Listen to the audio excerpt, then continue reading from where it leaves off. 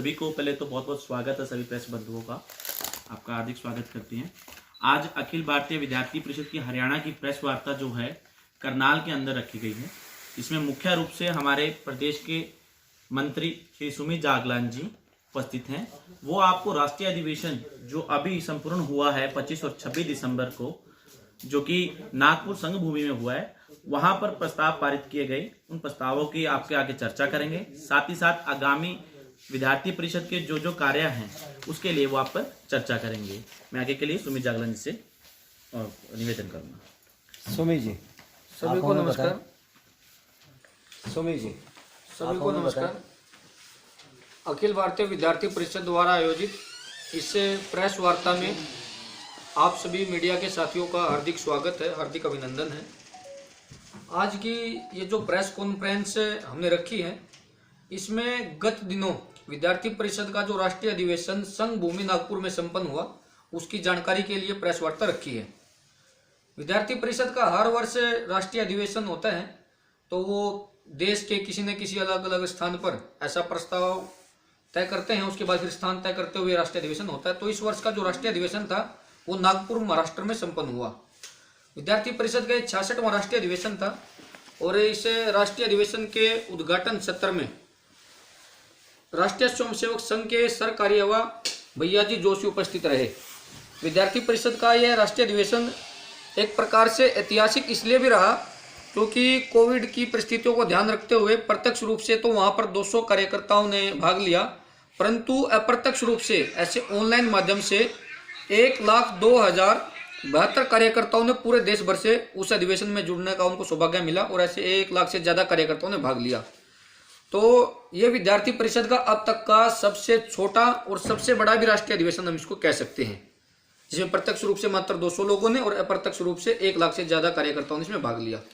उद्घाटन सत्र में आपको बताया कि राष्ट्रीय स्वयंसेवक संघ के सर कार्यवाह सुरेश भैयाजी जोशी ने उसमें भाग लिया। उसके बाद उसमें विद्यार्थी परिषद के नए राष्ट्रीय अध्यक्ष प्राध्यापक छगन भाई पटेल जी गुजरात से एवं राष्ट्रीय महामंत्री सुश्री निधि त्रिपाठी जी जेएनयू विश्वविद्यालय से पीएचडी कर रही हैं, वो राष्ट्रीय महामंत्री के लिए निर्वाचित हुई हैं। उसके पश्चात विद्यार्थी परिषद का हर वर्ष जो राष्ट्रीय अधिवेशन होता है, तो एक प्राध्यापक यशवंतराव केलकर युवा पुरस्कार विद्यार्थी परिषद द्वारा हर वर्ष दिया जाता है। यह प्राध्यापक यशवंतराव केलकर पुरस्कार हम किसी ऐसे युवा को देते हैं जिसने अपने क्षेत्र में विशेष कार्य किया है या कोई नवीन कार्य या नवीन उपयोग अपने क्षेत्र में किया है। तो इस बार का जो प्राध्यापक यशवंतराव केलकर पुरस्कार है वो बिहार के मनीष कुमार जी को दिया गया। मनीष कुमार जी IIT खड़गपुर से उन्होंने परास्नातक की पढ़ाई की। उसके पश्चात उनको काफ़ी विदेश की बड़ी बड़ी कंपनियों से बड़े बड़े ऑफर भी आए, परंतु उन्होंने कि भाई मैं किस प्रकार से अपने आसपास की दशा दिशा सुधार सकता हूं, तो ऐसे उन्होंने बैक टू विलेज नाम से एक अपनी संस्था बनाई और अपने आसपास के क्षेत्र में किसानों के लिए किस प्रकार से कम लागत की खेती उनकी हो सकती है, किस प्रकार से उनको बचत ज़्यादा हो सकती है, तो ऐसे किसानों के लिए उन्होंने काम किया और बैक टू विलेज नाम से उन्होंने संस्था चलाते हुए आसपास के अपने क्षेत्र में किसानों की दशा दिशा बदलने का काम मनीष कुमार जी के द्वारा किया गया। तो इसी उनके समाज में योगदान को देखते हुए अब की बार उनको प्राध्यापक यशवंतराव केलकर पुरस्कार विद्यार्थी परिषद द्वारा दिया गया। इसे प्राध्यापक यशवंतराव केलकर पुरस्कार में जो मुख्य अतिथि रहे वो भारत सरकार में केंद्रीय मंत्री नितिन गडकरी जी इसके मुख्य अतिथि इस कार्यक्रम में थे। ऐसे तो विद्यार्थी परिषद द्वारा राष्ट्रीय अधिवेशन में प्रस्ताव भी पारित किए जाते हैं, तो अब की बार जो सर्वसम्मति से प्रस्ताव पारित किए गए, ऐसे 4 प्रस्ताव अब की बार राष्ट्रीय अधिवेशन में पारित हुए। प्रस्ताव क्रमांक 1, राष्ट्रीयता का भाव परिलक्षित करती राष्ट्रीय शिक्षा नीति का शीघ्र क्रियान्वयन। प्रस्ताव क्रमांक 2, राष्ट्रीय परिदृश्य। प्रस्ताव क्रमांक 3, आत्मनिर्भरता से समृद्धि की ओर अग्रसर भारत। प्रस्ताव क्रमांक 4, विशिष्ट संस्कृति व जीवन पद्धति के द्वारा कोरोना महामारी से विजय पाता भारत। ऐसे 4 प्रस्ताव, जिसमें प्रस्ताव क्रमांक 1 है तो उसमें विद्यार्थी परिषद ने मांग रखी कि भी जो राष्ट्रीय शिक्षा नीति आई है उसका शीघ्र से शीघ्र उसका क्रियान्वयन हो, उसकी ऐसी व्यवस्था सरकार के द्वारा किया जाए। जो राष्ट्रीय परिदृश्य प्रस्ताव क्रमांक 2 था, उसमें जो गत वर्ष अपने देश में चाहे वो राम मंदिर निर्माण की दिशा में स्थान आगे बढ़ना हो या नागरिकता संशोधन अधिनियम की बात हो, तो इन चीज़ों का स्वागत किया।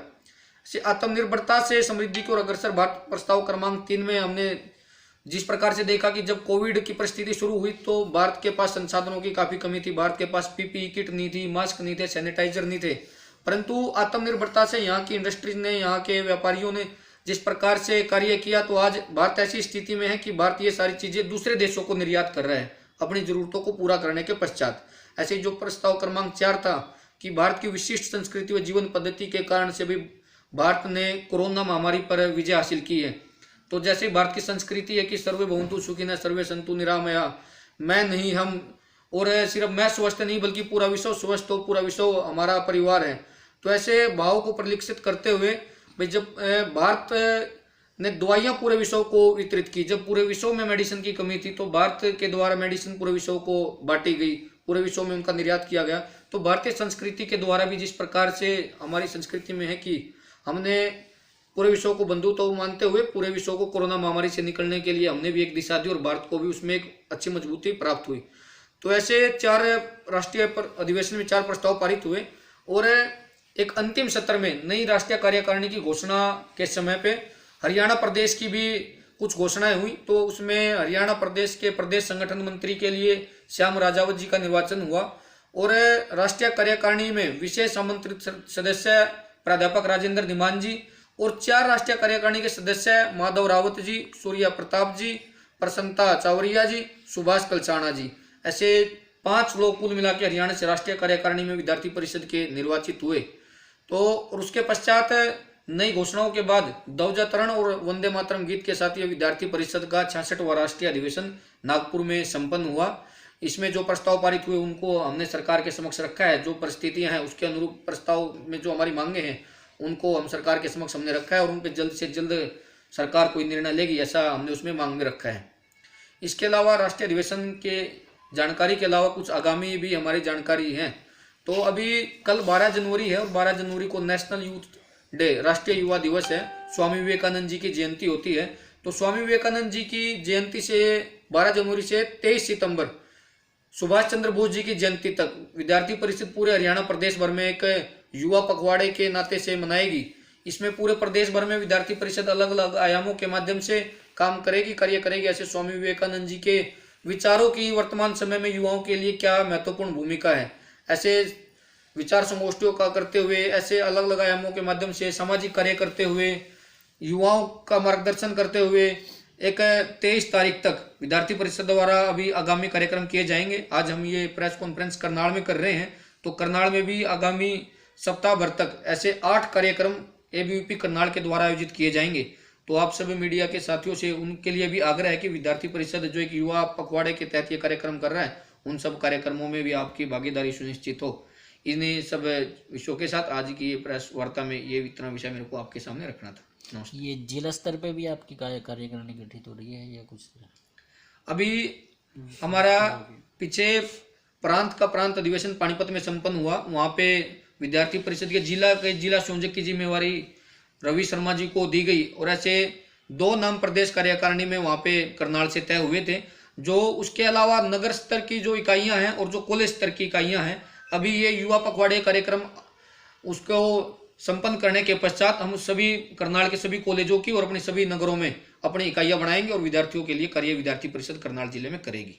मेन मुख्य उद्देश्य क्या है इसका जो कार्य करते हैं, मतलब ये विद्यार्थी परिषद के कार्यक्रमों का मुख्य उद्देश्य है कि रचनात्मक तरीके से भाई हमें जो कॉलेज के युवा हैं उनको अपने साथ जोड़ के कि उनकी एक ठीक दिशा की सोच हो, उनकी सोच हो कि भाई अपने को तो खुद का व्यक्तिगत विकास तो करना ही है कि मेरे विकास के साथ साथ मेरे समाज का, मेरे देश का विकास कैसे हो सकता है, समाज की राष्ट्र प्रथम की भावना उनके अंदर हो। ऐसा काम विद्यार्थी परिषद है अपने कार्यक्रमों के माध्यम से, विचार संगोष्ठियों के माध्यम से, रचनात्मक कार्यक्रमों के माध्यम से विद्यार्थियों के बीच में काम करना, ऐसा कार्य करती है। सरकार से मिलकर क्या क्या कार्यक्रम आप करते हो इसमें?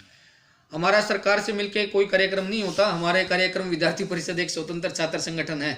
हमारा काम है कि व्यक्ति का विकास करना। विद्यार्थी का व्यक्तिगत विकास होगा तो उसके समाज का और फिर अपने राष्ट्र का जरूर निर्माण होगा। और जो विद्यार्थी परिषद का सपना है कि भारत को पुनः विश्व गुरु बनाना, तो उस सपन को जरूर विद्यार्थी परिषद इन प्रदेश के और देश के लाखों करोड़ों विद्यार्थियों के माध्यम से हम उसको संपन्न करेंगे, उस दिशा में आगे बढ़ेंगे।